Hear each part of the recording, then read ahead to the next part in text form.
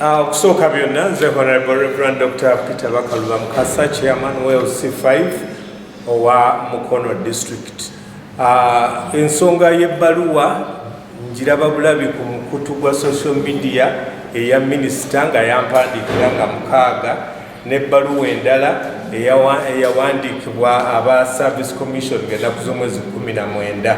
Bantu balala be batambuza amabaluwa naye nze gwe bawandiikira amabaluwa ago sigalabangako era sigalina. Naye ebimu bye boogerako mu Service Commission kyekifo kye lwalonda ekya Urban Authority. Ekifo ekyo okusinziira ku tteeka erya section 54 2C lituwa obuyinza ng'executive okukola recommendation, District Council okukola appointment ne tugiweereza mu Service Commission okukola approval. Kyewuunyisa okulaba nga ate bo batutte obuyinza bwaffe okutulondera omuntu n'okutulagira ani gwe tulina okulonda. Era kyekimu ne Minisita natuula naye ne mutegeeza nti obuyinza nze mbulina obulonda Service Commission. Omuntu bw'ajja alina okuyita mu executive. Omuntu bw'aba aliko ebikolobero, President Museveni yakatukubira omulanga ng'atuga nti mwegendereze Service Commission, abantu abatunda emirimu, abasabye enguzi ku bantu, abali enguzi ku bantu temubasemba. Bwe mpulira bannamukono nga balina embulubujju nga bakuba omulanga nga beemulugunya nga ne petition zizze wano, Minisita n'oŋŋamba nti ezo petition bazitwale mu courts of law. Omuntu omwavu owa bulijjo ng'alina omwana ng'anoonya mulimu ate omugamba agende mu kooti. Ekimbeeza mu ofiisi eno kwe kuwuliriza abasinda, kwe kuwuliriza abakaaba, kwe kwanukula omulanga gw'abantu abalina ennaku n'ennyiike nga balaba waliwo obutali bwenkanya. Okwagala nze nnonde bulonzi muntu bo nga bwe baga nti eryo erinnya ery'omukyala litwale mu kanso mangu eriyise tulyoke tukuwe ne chairperson, ndaba nti buba tebuli si bwenkanya n'akatono. Omuntu omu tayinza kuditamininga feeti ya kanso yonna ng'abantu bakaaba beetaaga emirimu, beetaaga okukolwako. Tumaze omwaka mulamba tubonaabona, twegayirira, amannya gonna twagalonda, amannya 4 ne gaba approved n'esigalayo erinnya limu.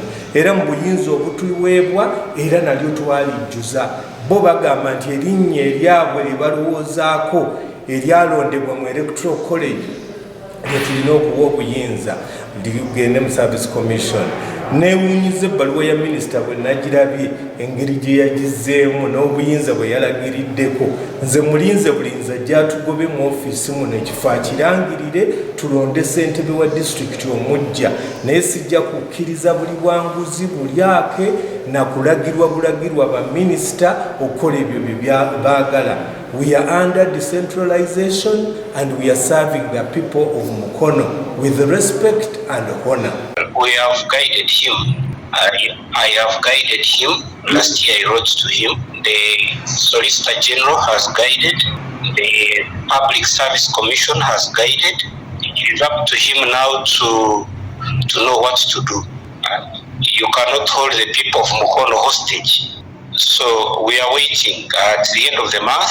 If he has not taken what I've told him, we know what to do as government. If he thinks that because he's the chairman of a district, he has all the powers in the world, no, they are limited powers. And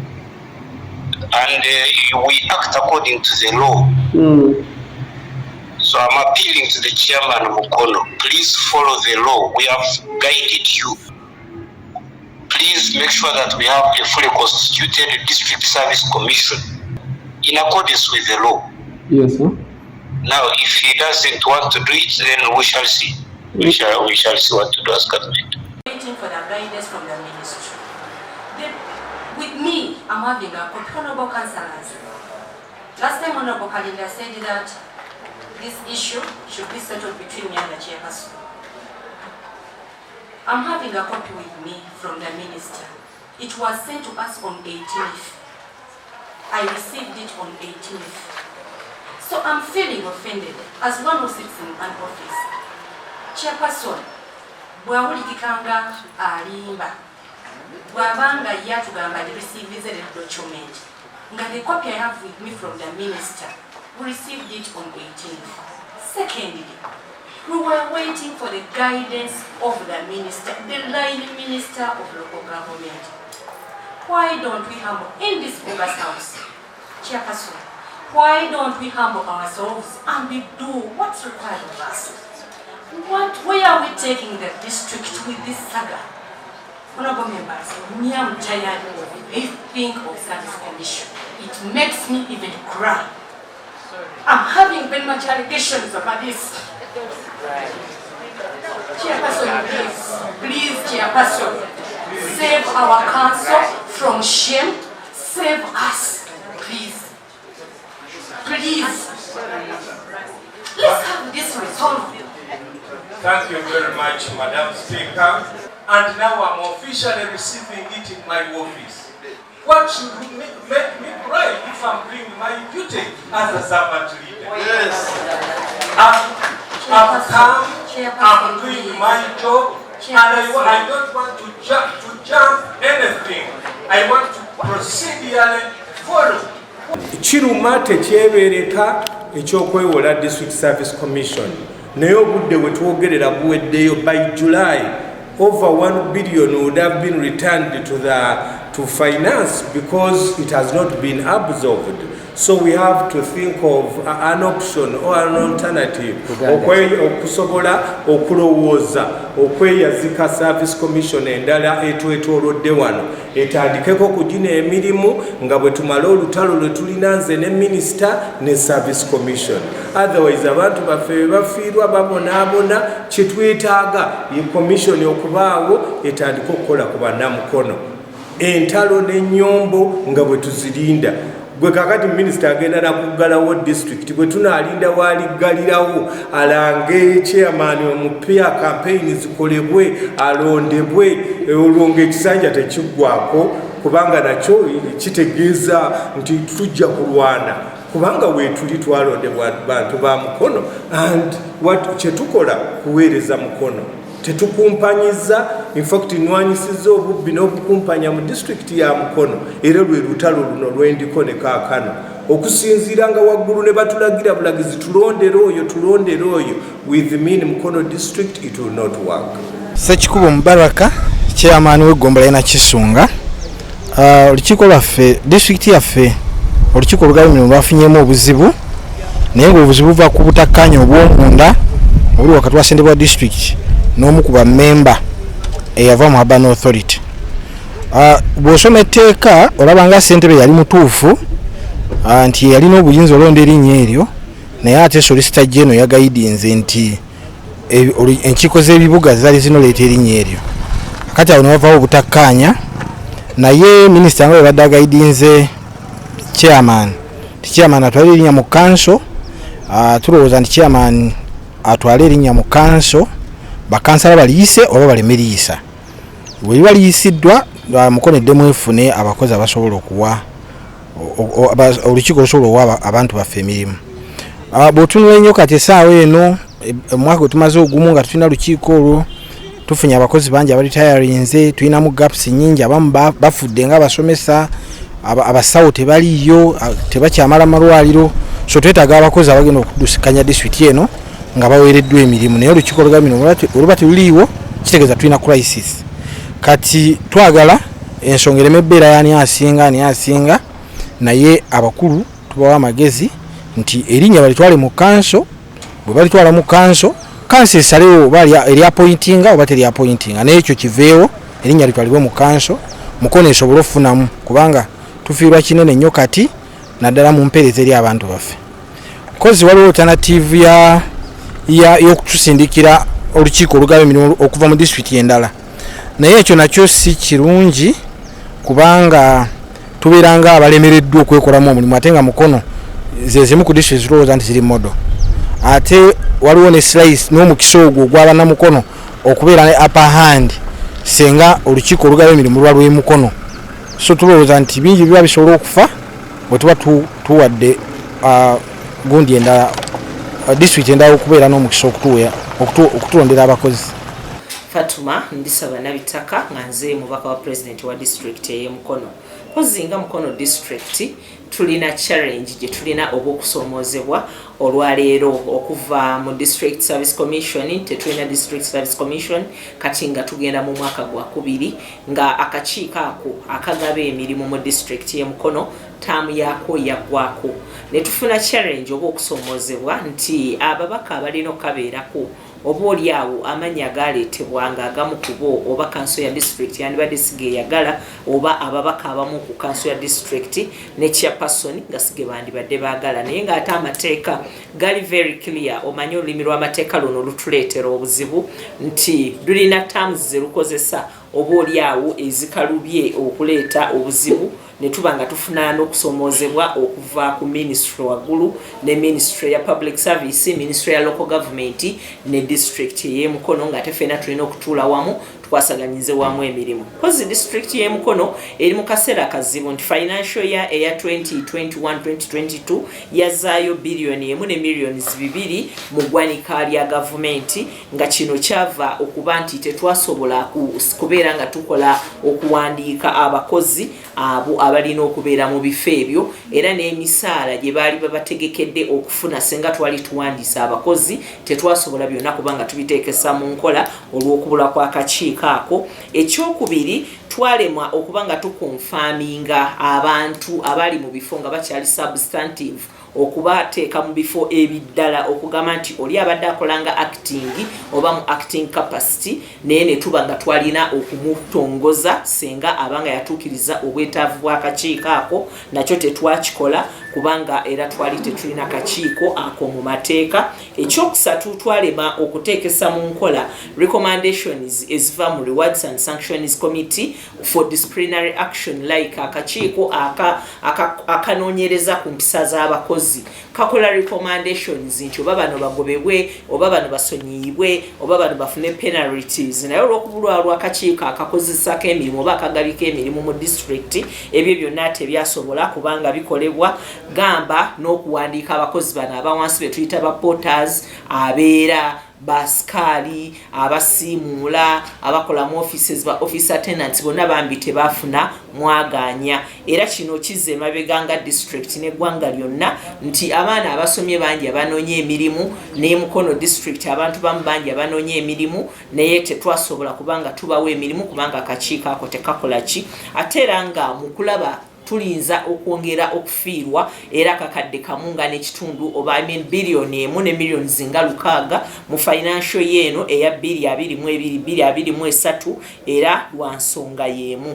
Mpozi waliwo right oba interpretation eva mu constitution nti akakiiko oba urban councils ez'omu district ze zirina okulonda representative akiika ku kakiiko kano ate ne wabawo n'oluzungu olulala olugamba nti executive eya district kati eno taamu ebuzaabuza okuva mu office ya Solicitor General bagamba nti executives in the district executives in the districts ze zinalondanga oyo member agenda ku DSC nga va mu urban councils ate no wabawo n'ekirala kigamba executive committee of the district kati district y'e Mukono ekozesa ttaamu egamba nti executive committee of the district nga ate ye Solicitor General ayogera ekintu kirala nti executive committees within the district ze zinaabeeranga nga zironda ba representatives abagenda ku urban councils ate era Solicitor General wa government oba omuwabuzi wa government omukulu yavaayo already ne pronouncing mu 2017 nti tulina kozesa term eya executive committees within the district okulonda omuntu agenda ku DSC ng'akiikirira executive committees eza town councils oba oliawo ne municipal councils ezibeera mu district eyo kati neyo ensonga yeereese obuzibu wano e Mukono nti urban councils ne municipalities omuntu gwe zaalonda oba oliawo Ssentebe waffe wa Mukono district ne council ba ne executive member executive committees ba members abamu si ye muntu gwe bandibadde beetaaga n'olwekyo etteeka ne liba nga weeriri naye ng'ate n'obwetaavu abantu ba district oba chairperson n'akakiiko akamu kaakola nako kayinza okuba nga si kyekandibadde keetaaga naye twebaza Katonda nti obuwabuzi bwavudde mu nsonda zonna okuva ewa Honorable Minister Mululi Mukasa, Minister wa Public Service, okuva ewa Minister wa Local Government Oweekitiibwa Raphael Magyezi, n'okuva ewa PS wa Ministry ya Local Government. Ebbanga lyonna babadde nga baweereza okuwabula eri Mukono District Council, eri chairperson wa district, eri executive committees, kweganga twagala tufune harmonies oba okubeera obumu, tulabe butya bannamukono bwe bava mu kintu kino nga tewali gwe kikosezza. Nakasi Bet Hope Speaker Mukono District Council. Kusooka byonna twagala okwebaza Katonda atugisiza mu bbanga lyonna eryatandika paka wetuli olwaleero. Okusinziira ku Local Government Act eno etuwa obuyinza nga council okulondesa obukiiko bubeera buna era nga bubeera mu buvunaanyizibwa bwaffe nga council. Tulina District Service Commission, tulina District Land Board, tulina Public Accounts Committee, ne tulina ne Contracts Committee n'obukiiko bwonna obulala bwe tusobola okulowooza nti bujja kugatta ku kitundu kyaffe. Ekyomukisa omulungi obukiiko obubiri obusatu obwasooka obuli mu buyinza bwaffe bwaggwa, obugulumbo bwonna bukyalina bukyali ku District Service Commission era nga buli ku member akiikirira urban authorities. Ffe nga Mukono District Council okusinziira ku section yene ey'ataano section 58 subsection C yereeta urban authorities okujja zituweereze member omu era gwe zaatuweereza netugenda mu butakkaanyi oba butakwatagana ne Ssentebe n'okulondebwa okwaliwo era nawandiikira Minisita Raphael Magyezi okutuyambako tuwa guidance procedures ezalondebwamu member yo urban authority era to the best of my knowledge Minister Raphael Magyezi yatuddamu bwe yatuddamu netusaba tutekese mu nkola guidance ya Minister Raphael Magyezi wa local government. Naye mu kansa eyo chairperson nansaba nti guidance ya Minister teri procedure sitteeka si yankomeredde wabula balina ogikubaganyako ebirowoozo nga executive. Era bwe badda mu executive mu council ya December ne batwetera member mpya owa urban authorities mukyala Katumba Sarah nga yagenda ozikiikirira. So netuwaayo erinnya lya mukyala Katumba Sarah paka nakati wetuli. Nange ng'omuntu mpulidde era nalabye ku social media for documents eziva ewa Solicitor General neziva ewa Minister Raphael Magyezi nga zituteeka ku nninga fenga Mukono District Council nenga baziwandiikidde chairperson. Kati sisobola kuzoogerako kuba bawandiikidde chairperson okusinziira ku social media platform ndabako copy eya speaker naye sinnagifuna era eri ku social media. Nenga tulina okwenyamira nti mu financial year yaggwa twazaayo over 1.2 billion ku sente ez'abakozi era bwe tuba tetweseetinze nga tetweterezezza mangu tulayikira okuzaayo era sente zo. Naye nze nkakasa tugenda kuba ne council ng'ennaku z'omwezi 2 omwezi ogwokusatu kakasanga ensonga eno egenda kuggwa mu bulungi kuba tewali n'omu ayagala kulumya bannamukono. Naffe tulaba obulumi abantu bwe bajjamu okusaba emirimu, abaagala okuretiringa, abali ku acting, abaagala okukakasibwa mu bifo, obulumi obwo tubulabye era nkakasa nga tugenda mu council eno gye tugendamu nga 2 nga tumaze okwesetinga nga Mukono District Council. Robert Sentongo, kansala w'Nakisunga. Okusookera ddala njagala ndi disappointed ng'omuntu n'ebbaluwa eyawandiikiddwa mu minisita nga nga Mukono District Council. Baffe nga District Council twakola dde omulimu ogw'okuweeza amanya mu Public Service Commission. Public Service Commission ebadde erina okukola omulimu gwayo approvinga amanya oba egatuddize tuwe ensonga lwaki approvinze manyago ne public service olwaleero ne minisita bali mu ping pong bagamba kino na kino. Ekizibu kyendabyewo kiri ku interpretation oba okunnyonnyola ku tteeka buli omu alina interpretation eyiye. Ffe nga council bwe tusoma etteeka tulitegeera bulala ate ne minisita bw'atugamba etteeka naye alitegeera bulala. Twandirowoozezza minisita kye yandibadde asooka okukola yandibadde awandiikira Solicitor General. Bw'awandiikira Solicitor General n'atuwa opinion gye tusobola okuyimirirako olwayo naye kankati yatusigadde mu masaŋŋanzira nga tetufunye opinion ntuufu ku tteeka interpretation kyeyitegeeza kubanga wano waliwo obuzibu. Abantu bamu bagamba nti urban authority kitegeeza municipality yokka nga tetutaddeko town council naye ate abalala bagamba urban authority otwaliramu ne town councils kale fe tusaba olwaleero Attorney General wa Uganda omwami Kiwanuka keke ajje kiryowa atuwe interpretation ey'etteeka ettuufu tumanye section 58 2c etegeeza ki ya Local Government Act etegeeza urban authorities zonna oba ng'otwaddemu ne town councils oba etegeeza municipality yokka awatali ekyo tukyalimu eno confusion twakamala emyaka ebiri tetulina service commission abantu baffe baagala emirimu abantu baagala okubeera promoted naye tetusobola gifuna unless ng'opinion ya Attorney General oba ya Solicitor General tugifunye